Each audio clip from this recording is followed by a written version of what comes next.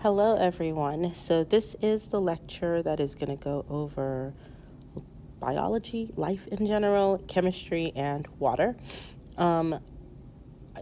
You can take these notes however you choose. If I were you, I would print the PowerPoint if that is something you have access to.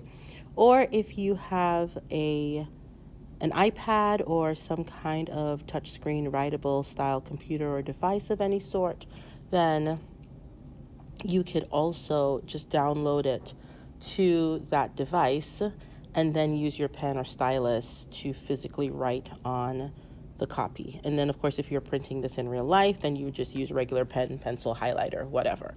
It will save you a lot of time because you are not going to have to constantly go back and sorry about that. So what I was saying is it would save you a lot of time. You wouldn't have to write every single thing down.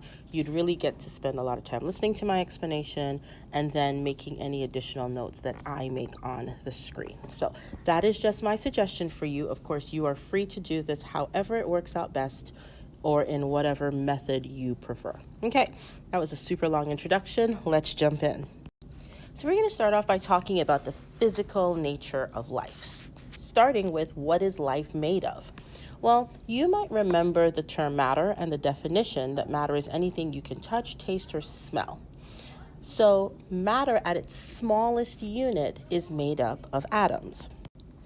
And when a material or substance is made up of just one type of atom, it is known as an element.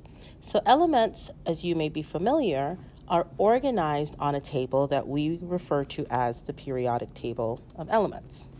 So as far as biology goes, we don't care about all of the elements. We really focus on just about 25 of them. So 25 elements are considered key or necessary or important for life. And those are the ones that we are going to focus on in this unit and that we will continue to reference here and there as we go through.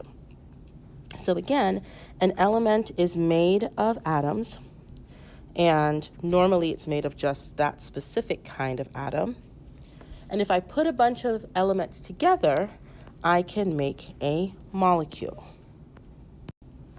So then I just keep combining, right? So as I put multiple sets of molecules together, they are going to form a compound, and they are going to be held together by chemical bonds. And it's these bonds that will allow them to take part in chemical reactions. When those bonds break or form or allow different sets of elements or compounds to mix with others, that is what a chemical reaction is.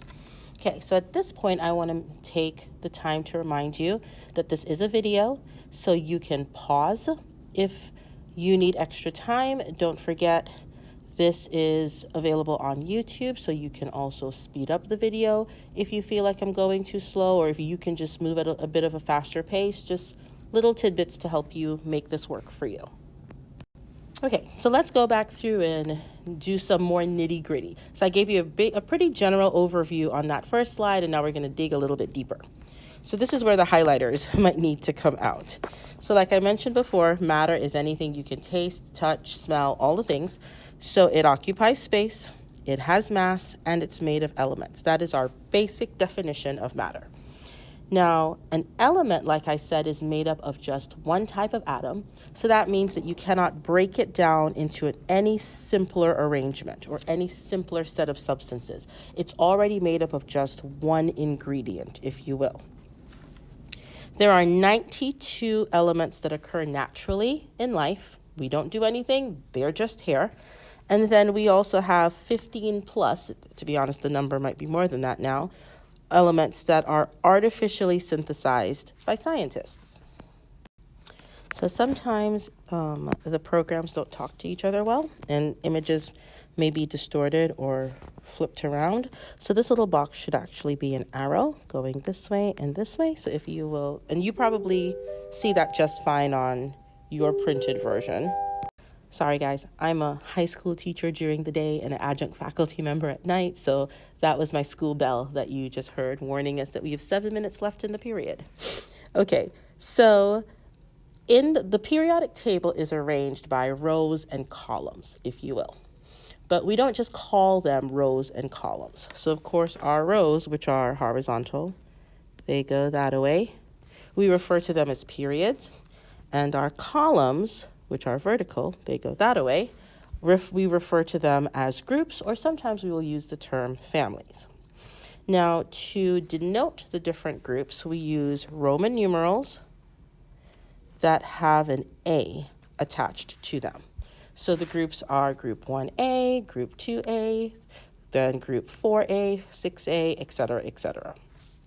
So some specific ones are group 1A, which we call the alkali metals. Group 2A are known as the alkaline earth metals. Group 4A, 6A, not reading properly, are known as the chalk formers. We'll talk about what that means when we need to. Group 7A are the halogens. Some people call them the salt formers, but for the most part, in biology, we just refer to them as the halogens or halogens. And then group 8A are the noble gases. And these guys are inert, meaning they don't react. And they are also pretty rare. Okay, so here you can see an example of that periodic table. And then these are the groups or families that we pay the most attention to. Some of this is shifted, so it should actually be shifted over one on my screen. It probably printed fine on your end. Now I want you to pay attention to the little note. I would like you to know the first 20 elements of the periodic table. You don't necessarily have to memorize them, but I need you to know, if I refer to something or if you see it on a test question, you know what that is, okay? And you have to be able to calculate how many protons, neutrons, and electrons exist for any of the first 20, because I can use any of those at will. And I will show you how to do that. So like I mentioned back in that first slide, only 25 elements are considered important for life, or are key or essential elements for life. Don't tell the chemists. They care about all of them. We, the biologists, nope, just these 25. So 96% of a living organism is made up of the following four elements in combination: carbon, hydrogen, oxygen, and nitrogen. These you will see over and over and over again.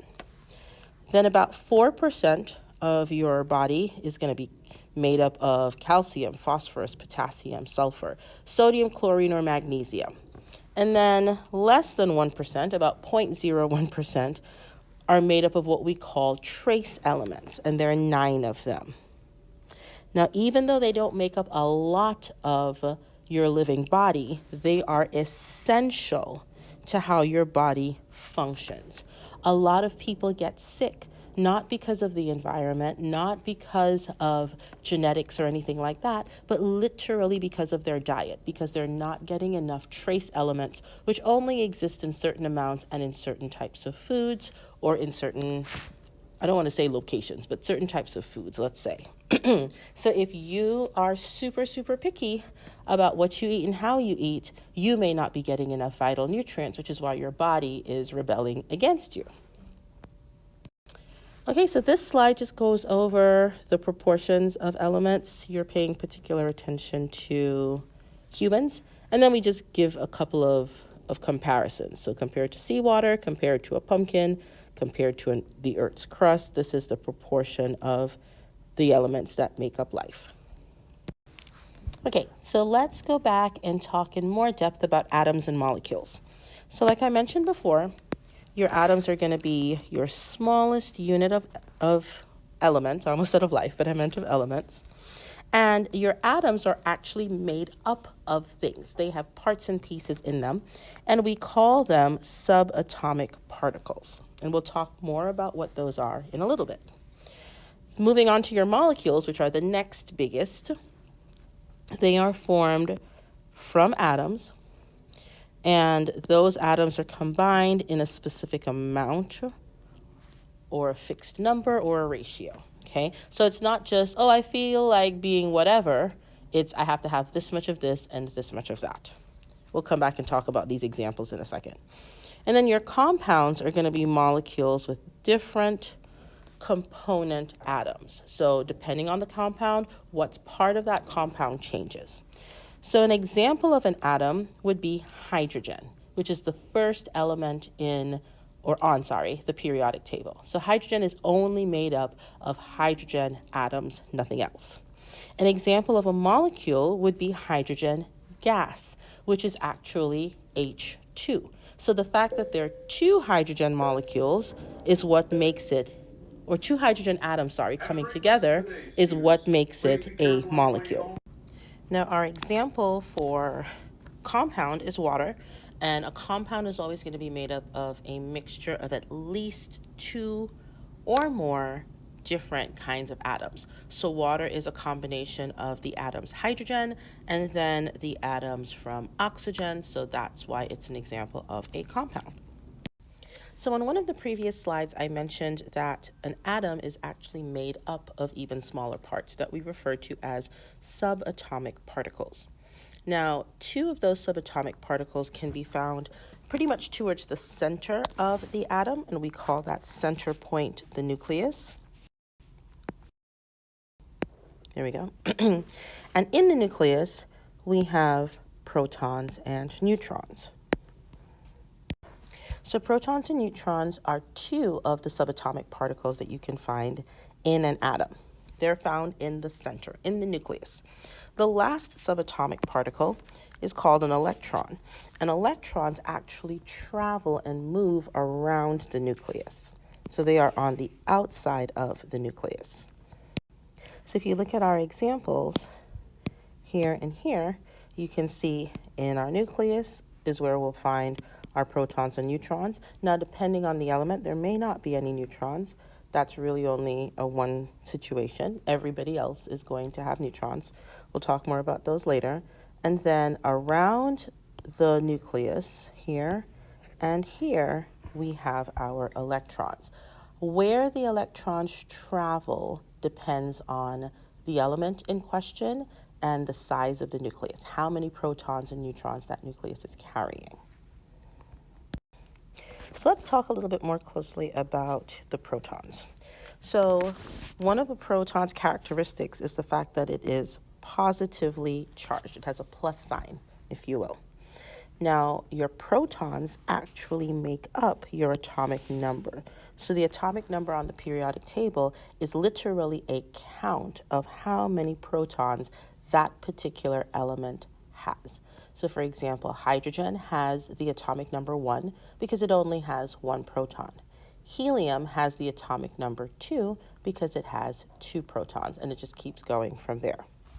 Alongside the protons in the nucleus, we also have your neutrons, but neutrons don't have a charge. So if you think of neutral, meaning no charge or uncharged, and then you think of neutron, you'll remember that neutrons are neutral. Neutrons are uncharged. So let's look at a tile on the periodic table. So a periodic table tile gives you quite a bit of information about a particular element. So we're going to start at the top and work our way down. At the very top is going to be a number. That number is always a whole number, 1, 2, 3, 4, etc., etc. That whole number is your atomic number. And remember, the atomic number is the same as the number of protons in the nucleus. Now, because life likes symmetry, the number of protons in an uncharged element is actually the same as the number of electrons in an uncharged element. And I know we haven't talked about the electron part yet, that's coming. So I also need you to know that that atomic number can also represent the number of, electrons. Okay, this number is always a whole number, no decimal whatsoever. Now moving down, the next thing that you're going to see is a letter symbol. Sometimes it's a single letter, sometimes it's 2 letters, but the first letter is always capital. So that's known as the symbol of the element. So like I said, it could be 1 or 2 letters because it's abbreviated for the name of the element. And it's either based on the element's English name or its Latin name. Then underneath the symbol is the actual name of the element. And then underneath that is one final number called the atomic mass. The atomic mass is always a decimal. So that's how you can tell the difference between the atomic number and the atomic mass. The atomic mass is the weighted average of the masses of all of that element's isotopes. So an isotope is a version or a type of an element. Some elements come in multiple forms. So we take the mass of every single form that it comes in and we find the average, and that is our atomic number, our atomic mass, which is why it is going to have a decimal, because it's an average. Now, you can calculate certain things based off of this information, and one of those is your mass number.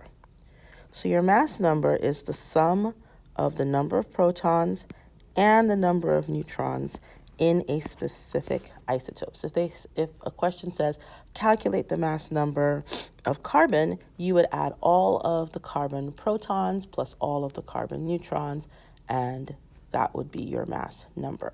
And normally your protons are equal to your neutrons. However many protons you have the same number of neutrons as well.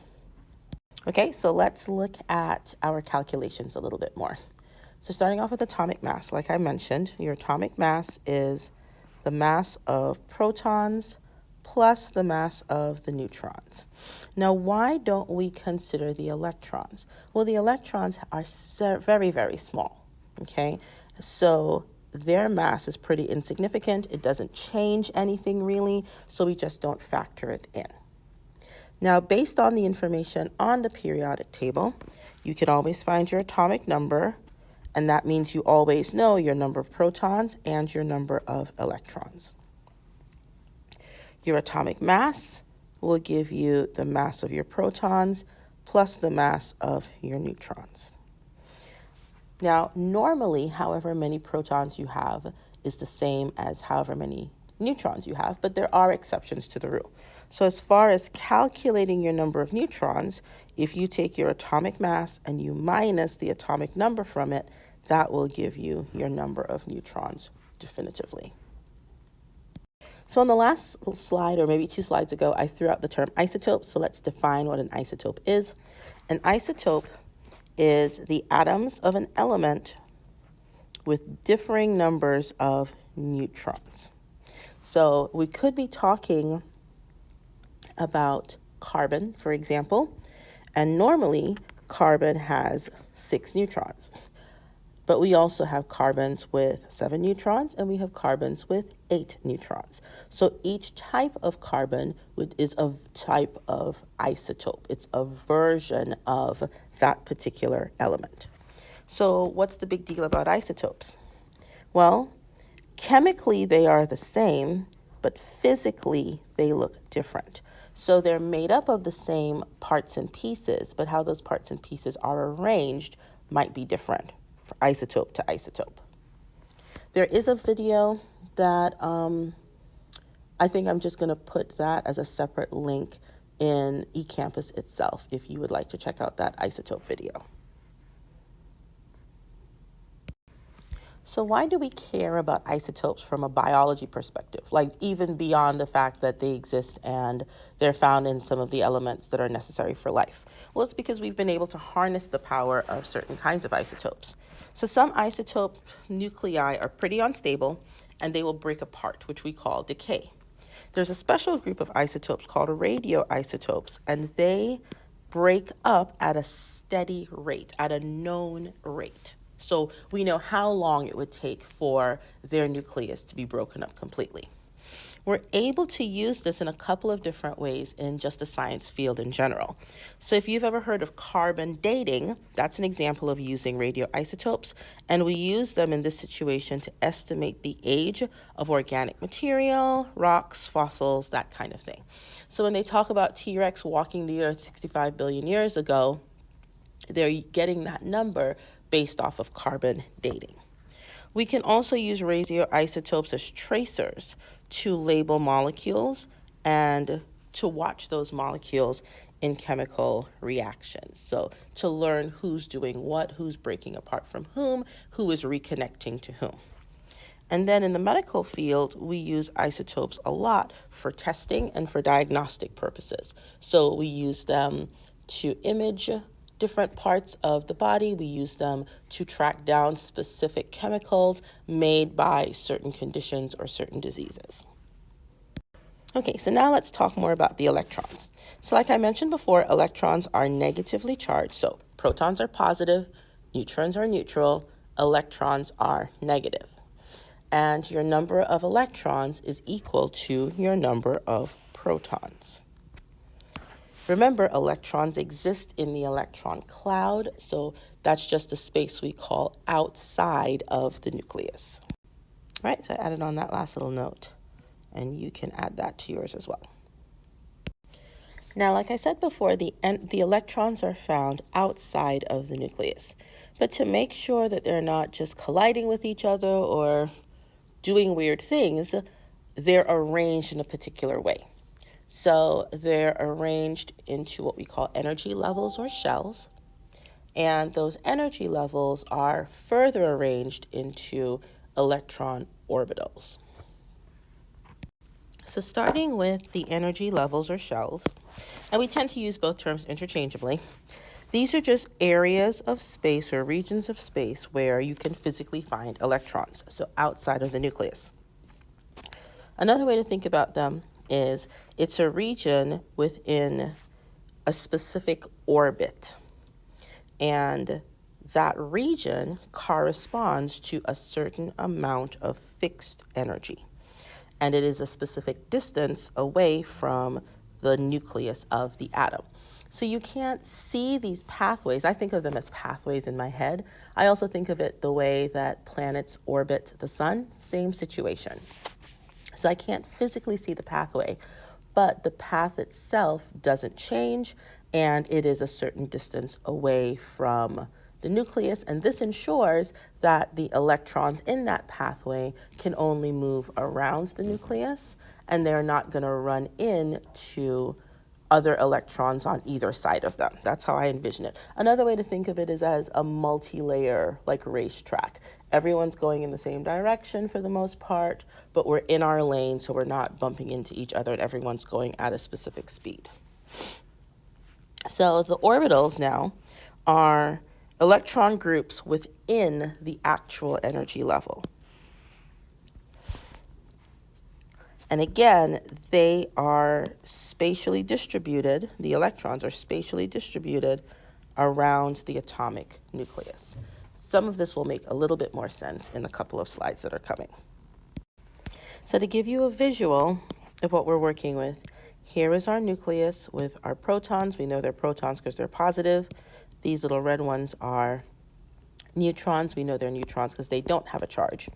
And then on the outside, in these pathways, in these orbitals, are our electrons. We know they're electrons because one, they're not in the nucleus, and two, they have a little negative sign. So that's the arrangement of what an atom looks like. So getting into electron orbitals a little bit more, so the electrons of an atom occupy space around the nucleus known as an orbital. The orbital occurs in layers.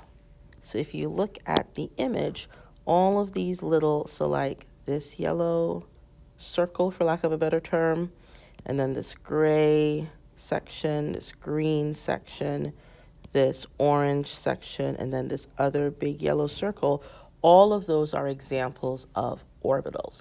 Notice they're not all circular, so movement here can sometimes be 3D in nature. They're more oblong or oval, if you will.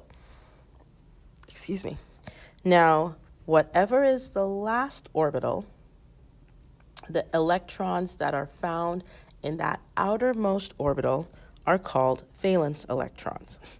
And it's your valence electrons that determine how chemically reactive you are. So some valence electrons cause us to be very reactive. We will give away electrons and take electrons as quickly as we possibly can. Others produce atoms that are not reactive at all. And we'll talk about what you're looking for to determine that later on. So let's write a quick note about valence electrons and where they're found. Okay, so remember, valence electrons are found in the outermost orbital, and they're going to determine how chemically reactive, how much activity that particular atom can be involved in. So the orbitals are arranged based on energy levels. The first energy level, which is the lowest energy level, is denoted with a 1. That 1 tells me that it's closest to the nucleus, and it has the letter S. S tells me its shape, so that S tells me that it is spherical in shape. It looks like a circle, pretty much. This first energy level, so this is the very first one outside of the nucleus, can hold up to 2 electrons, no more. The next energy level is made up of 2 different kinds, let's say. So the first one is a 2s orbital. 2 tells me it's the second energy level. S tells me that it's spherical, so it looks just like the first one pretty much. And it too can hold up to 2 electrons. Along with that 2s orbital, there are also 3 2p orbitals. So 3 individual, 1, 2, 3, 2p orbitals. Now, my 2p orbitals are not spherical. They are dumbbell shaped. If you look at the picture, this would be a p orbital. See how it goes in and out and in and out. We call that a dumbbell shape. This one's dumbbell, this one's dumbbell. So we have 1, 2, and 3 to make up 3 2p orbitals. Each of those 2p orbitals can also hold up to 2 electrons. So this entire energy level, that's actually made up of 4 things, if you want to count it that way, can hold a max of 8 electrons. 2 in this first 2s orbital, 2 in the first of the 2p orbitals, 2 in the second of the 2p orbitals, and another 2 electrons in the third of the 2p orbitals, for a total of 8. So 2, 4, 6, and 8. Okay, so what do I really need you to know? This is the part I really need you to know. I need you to know that in terms of the maximum number of electrons, in biology, we're only going to go to the first 3. The first holds a max of 2. The second orbital holds a max of 8. And the third orbital holds a max of 8. So 2, 8, 8 is the rule. I also need you to know a rule called the octet rule. Now, each valence electron, remember that valence was your outermost shell, can also hold a maximum of 8 valence electrons.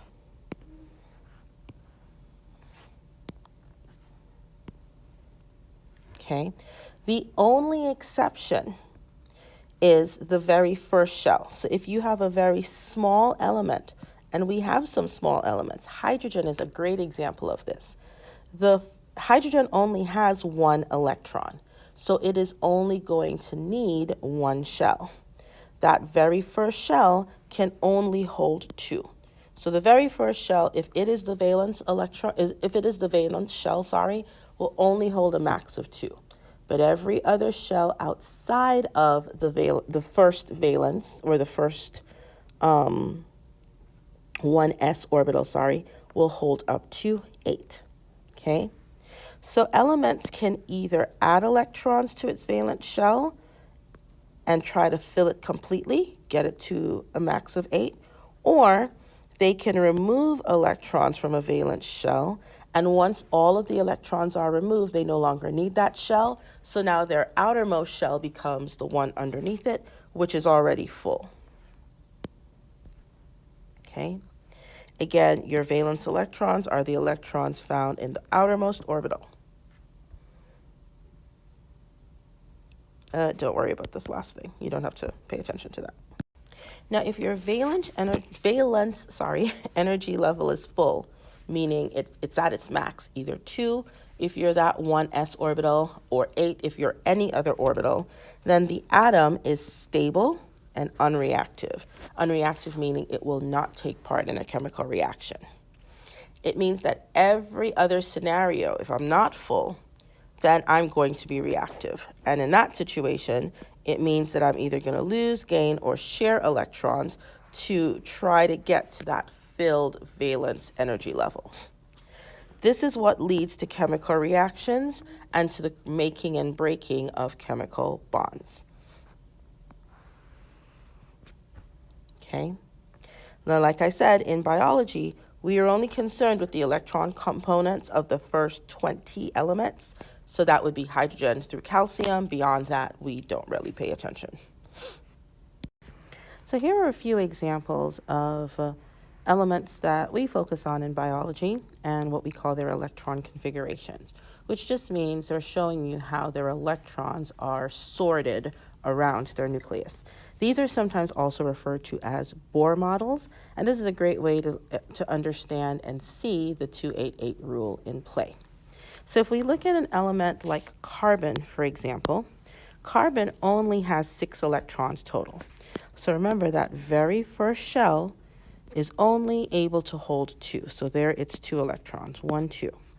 The next shell can hold up to 8, but carbon only has 6 total. We've already placed 2, so that leaves us with only 4 to place in this outer shell. So 1, 2, 3, and 4. Because we are now out of electrons, this shell would be carbon's valence shell, which means that carbon would only have 4 valence electrons, outermost electrons. Up next is oxygen. So oxygen has a total of 8 electrons. Remember, the first shell can only hold 2, so there's its 2. The second shell can hold 8, but we only have 6 left to place for oxygen. So 1, 2, 3, 4, 5, and 6. Now, electrons prefer to be in pairs if there are enough numbers to make a pair. So you'd notice that there's a pair right here pretty close to each other, and there's a pair right here pretty close to each other, and then these two exist singly. It's about balance. Okay, up next is phosphorus. Phosphorus has 15 electrons total. So again, my first shell can only hold 2, so 1, 2. My second shell can hold 8, and I have 8. 2, 4, 6, 8. My third shell can also have 8, but I only have 5 left. So 1, 2, 3, 4, and 5. And then lastly is calcium. Calcium is element number 20. This is the last element you as a biologist have to focus on. If you're a chemist, then I'm so sorry. But it's the same rules. So my very first shell can hold 2. My next shell can hold 8. My shell after that can hold 8. And because calcium still has 2 left over, they go into their very next shell. Remember, the last shell with electrons in it is always considered the valence shell. And those electrons in the valence shell are considered the valence electrons. They are the electrons that are involved in chemical reactions. So this is still electron configuration, and now we're just looking at the same elements, but now they're just arranged in the periodic table. So in an effort to help us visualize what these compounds look like and how they put together and how they can be involved in reactions, we very often build models that are based on the molecular structure and the molecular formula for said compounds. So it's all, in terms of it being able to react, it's based on that valence situation. So remember, your valence is going to be your outermost shell, and the electrons in those outermost shells are known as your valence electrons. Some of them are paired and some of them are unpaired, just depending on how many electrons you have total.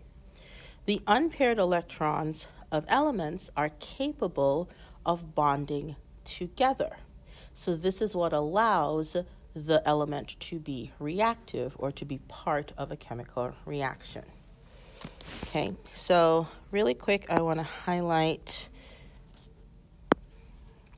the most common unpaired electron totals for the biological elements we pay attention to. And I know on your slide you can see more. Some of mine are cut off for some reason. So hydrogen always has 1 unpaired electron. Oxygen will have 2, nitrogen 3, carbon 4, and phosphorus can actually have 3 or 5. So what is my molecular formula? My molecular formula tells me the number and the type of atoms in a molecule. So for example, H2O is water. I know water is made up of 2 hydrogens for every 1 oxygen. CH4 is methane. For every carbon, 4 hydrogens are attached to that 1 carbon. Now, compared to a structural formula, which is going to show which atoms are bonded together and which will also indicate if there are single, double, or triple bonds in that compound. Excuse me. And then we also have models that show 3D what the molecule looks like. Okay, so here are some examples of some common compounds in biology: methane, ammonia, water, and oxygen. And at the top, you can see their molecular formula, which is just the chemical element and how many of them you have. The structural formula shows me how those elements are arranged around each other. And then this ball and stick model shows us physically how much space, or not how much space, but physically like the angles that these molecules exist in comparison to each other.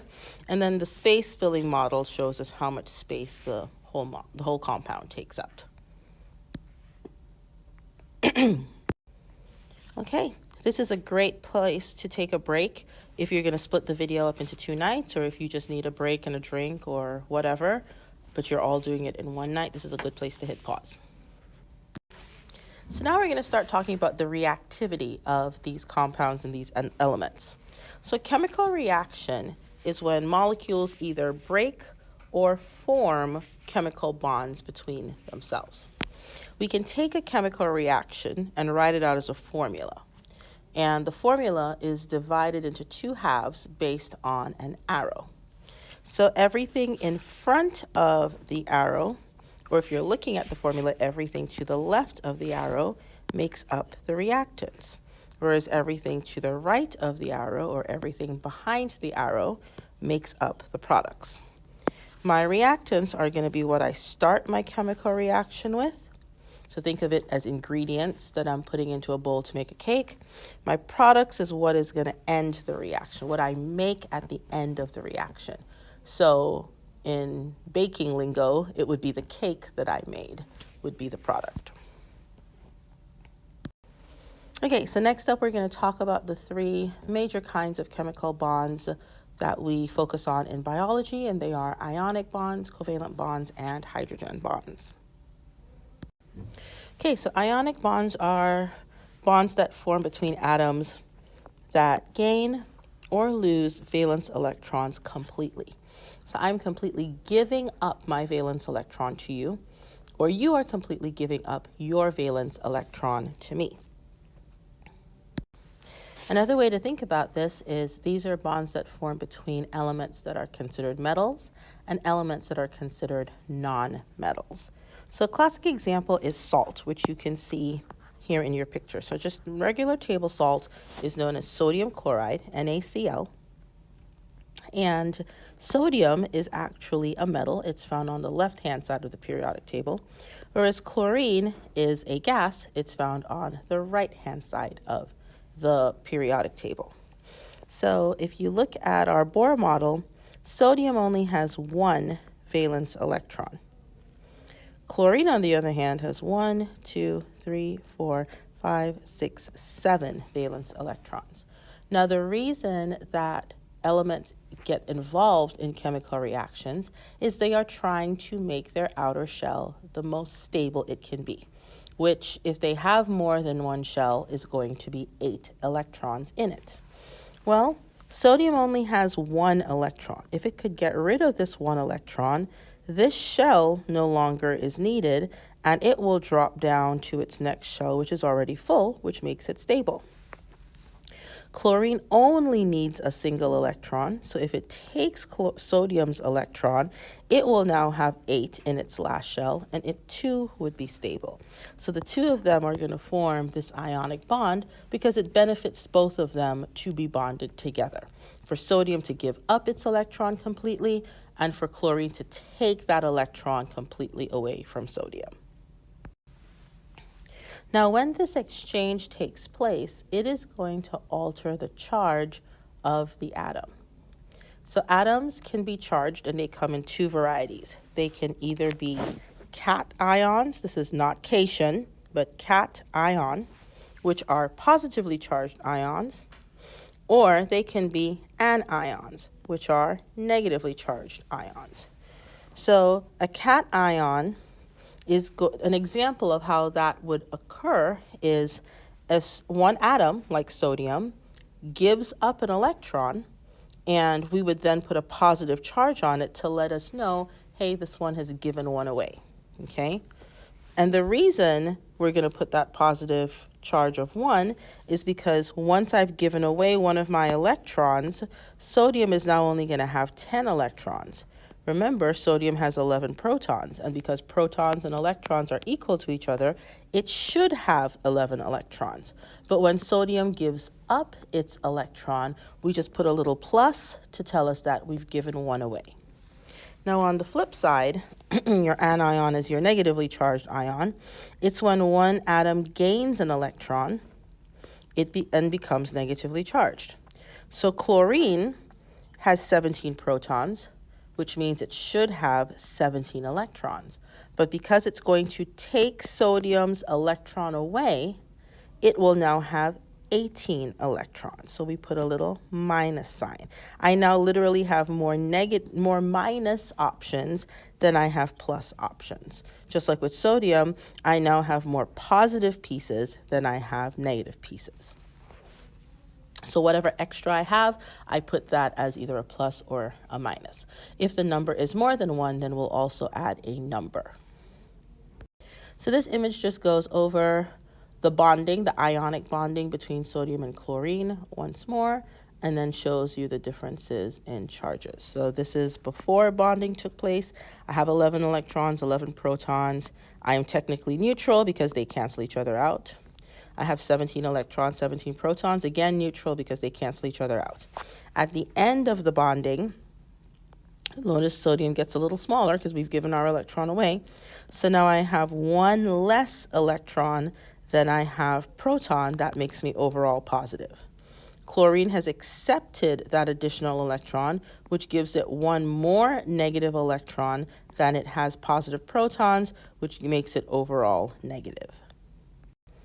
So due to either being positive or negative after the exchange, ionic bonds can actually exert attractive forces over a great distance. Don't forget, some of these elements are positive, some of these elements are negative. We know that opposites attract. Those attractive forces extend in all directions. So think of it as 360 attraction. And they can vary in strength depending on the presence of other molecules that are also charged. This becomes really important when we start talking about some of our biomolecules, especially when we get to our proteins, which are made of amino acids, and they too can be charged. So up next we have covalent bonds. Covalent bonds are the sharing of a pair of electrons between two elements, or two atoms. And that share can be in single form, double form, or triple form. So the shared orbitals, the area where the electrons are found, can occur at different angles and in different directions. Atoms are more stable or most stable when each orbital has paired electrons. So remember when we looked at carbon earlier, carbon had some electrons that were by themselves, unpaired. That makes the molecule more unstable. It's more stable if they're in pairs. Covalent bonds can exist in two forms, nonpolar or polar, and we'll talk more about those later on. So because both atoms are sharing the electrons, you can have an equal share or you can have an unequal share. And that's how we end up with polar covalent bonds or nonpolar covalent bonds. So a nonpolar covalent bond occurs when the electrons are evenly shared between the two atoms. Your mom said, here is a slice of cake, split it with your brother. And you split it in half. Well, that's not really half, but you get what I'm trying to say. You split it in half as best you can, okay? Each of you has a fairly even size or piece of cake. So for your nonpolar covalent bonds, we're going to evenly share these electrons between both elements. Bonds will form, whoops, sorry. Nope. Oh boy. Wrong thing, guys. I'm just hitting the wrong thing. There we go. Okay. Bonds will form between unpaired electrons. So examples of compounds that are nonpolar covalent are hydrogen gas, H2, oxygen gas, O2, and nitrogen gas, N2. The elements are, the atoms, what is wrong with me? The electrons, sorry, are evenly shared. So look at our picture right here, and you can see here are my two electrons, and we are both holding on to them in the same manner. So that makes it polar covalent. Sorry, nonpolar covalent. Now the opposite of that is polar covalent.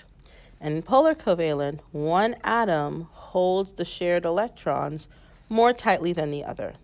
And this causes an uneven distribution of charge.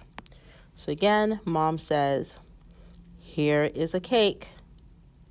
I want you to share it with your brother equally. And you say, sure, mom, no problem, I got you.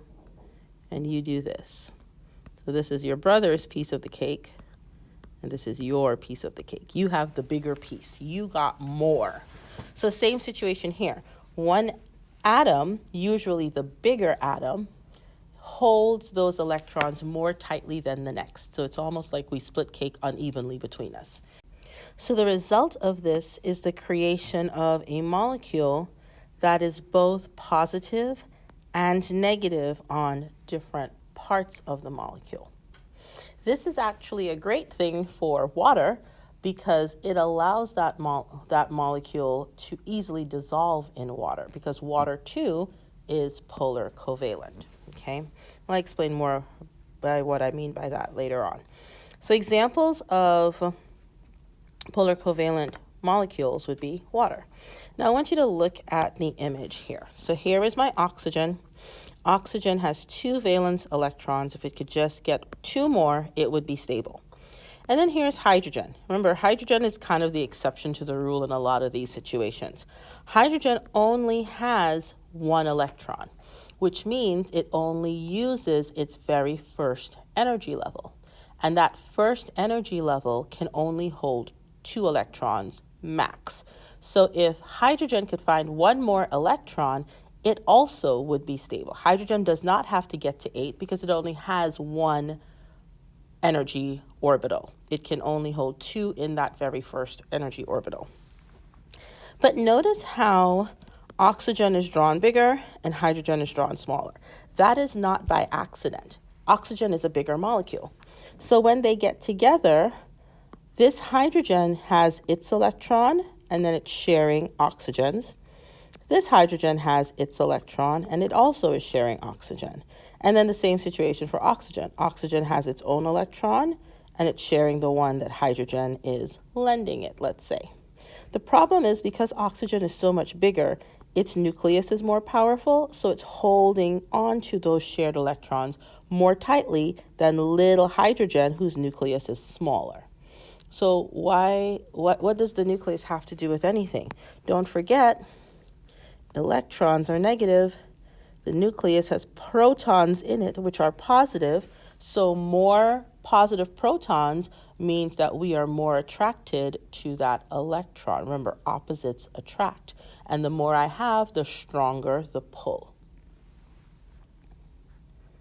So as I mentioned before, covalent bonds can come in three forms: single, double, and triple.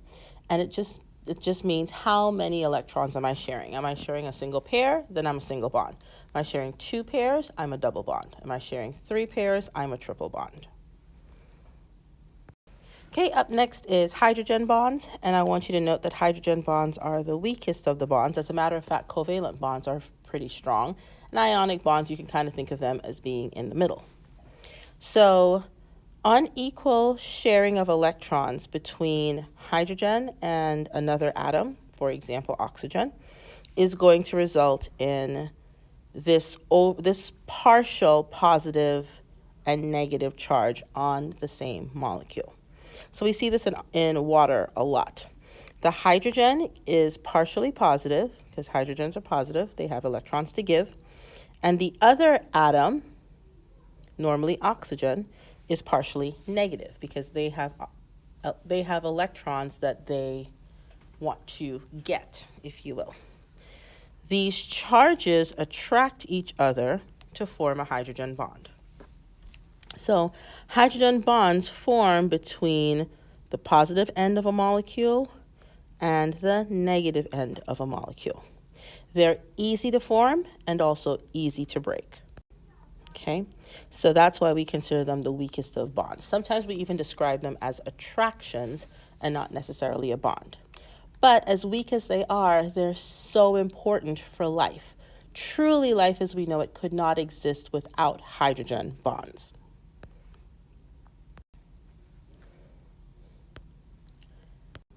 So even though they're weak, they're really useful in stabilizing large biological molecules like proteins and like nucleic acids like your DNA. Okay, so that's why they're super important for life. There are times where we need these biological molecules to unwind and give us access to information. And if the bonds that held them together were really strong, we wouldn't be able to do that. So because hydrogen bonds are fairly weak, they're easy to form, but easy to break as well, we can have the molecules do all of the different things that we need them to do. So the best example of hydrogen bonding comes from water. And water has the ability to temporarily bond with other water molecules.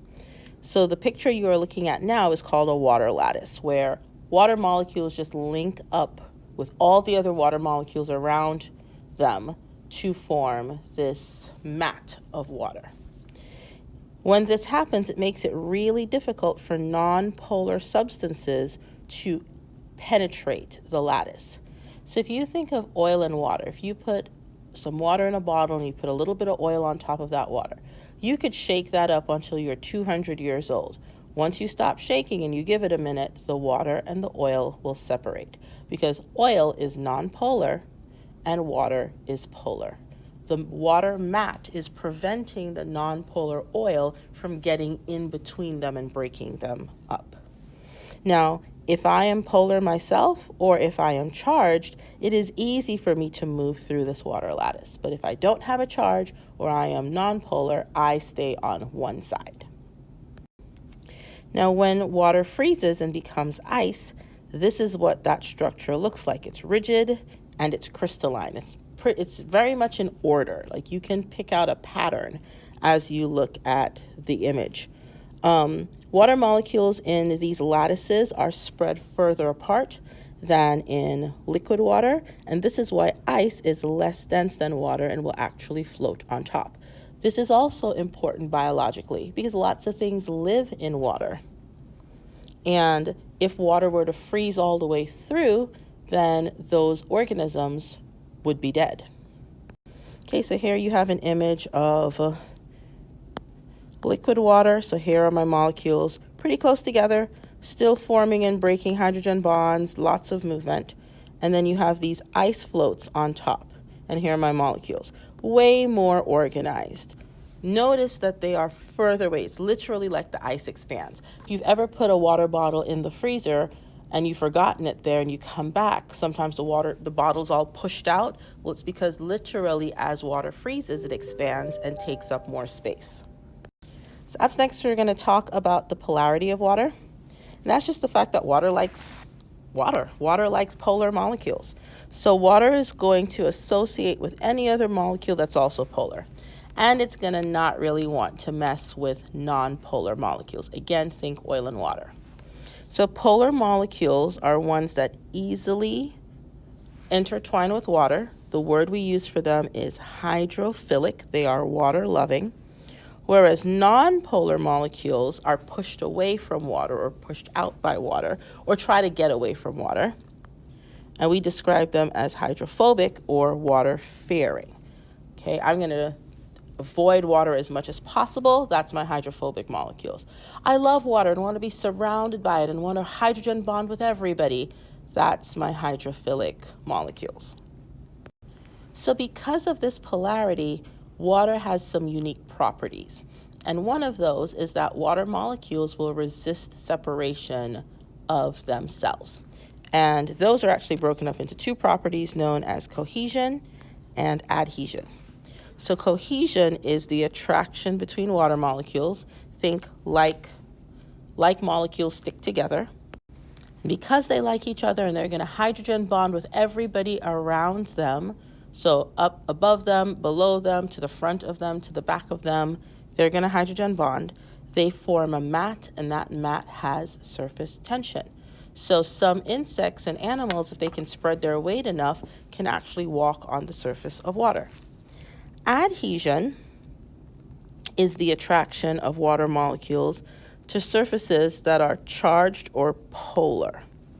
Okay, so if you think of pouring water into a graduated cylinder or into a test tube or even into a fairly tall straight glass, you know that water doesn't have a flat surface. It is going to curve along the sides of the container, and that curvature is known as a meniscus. And the reason that happens is because the water molecules on the edges are attracted to the charged substance that container is made out of, or the polar substance that the container is made out of. So surface tension is the result of cohesion, but also involves being at the surface of the water and coming into contact with air. So it makes this platform, if you will. The hydrogen bonds are going to resist stretching. So they have a certain amount of strength to them, and that's why insects that can spread or distribute their weight, like this water strider is doing here, can actually walk along the surface of those water molecules. Again, all due to polarity. So the fact that water is polar and doesn't interact well with nonpolar things is the basis for the barriers that make up our cells. So our cells are made up of a lipid bilayer that makes up the perimeter of the cell. It denotes the inside of the cell from the outside of the cell. And the reason why things can't just easily go in and out of your cells has a lot to do with how the molecules that make up this bilayer behave chemically. But we will talk more about this when we get to biological membranes.